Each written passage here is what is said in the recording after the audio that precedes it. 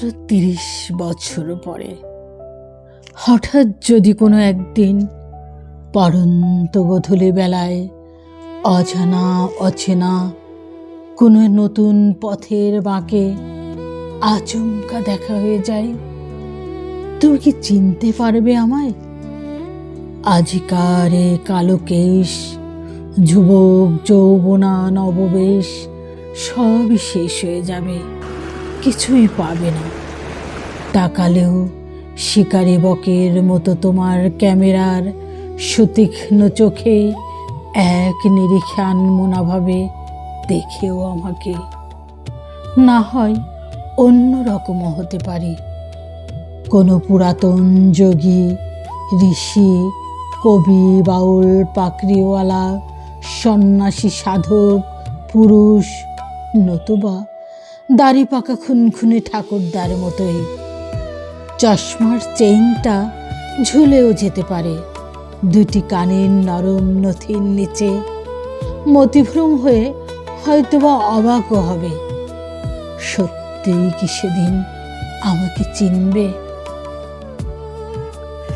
তোমার চোখ না ফেরানো চেহারাটা তখন দেখতে হয়তো অনিচ্ছা জাগা বিরক্তিকর, ফ্যাকাশে, কুৎসিত হয়ে পড়বে। রেশমি কোমল কোমর ছাড়ানো কুচকুচে কালো চুলগুলো পুরনো সনপাটের মতোই হয়ে যাবে রুক্ষ, খ্যাসখেসে। তুমিও বুড়ি কিংবা দিদিমাও হতে পারো, আমি ঠিকই চিনে ফেলব।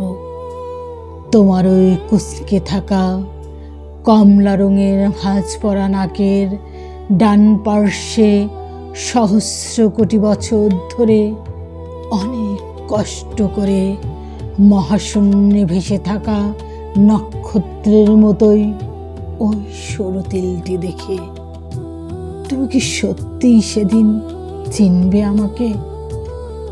দাঁতগুলো হয়ে যাবে তেঁতুল বীচের মতোই, কিংবা পড়েও যেতে পারে সব। কণ্ঠে রবে না মোর সেই সুর আর সেই গান, তবু কি বলবে কথা মোর শোনে?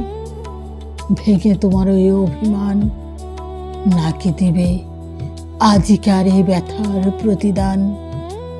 ভালোবেসে খুব কাছে টেনে নেবে? সত্যি কি সেদিন তুমি আমাকে চিনবে?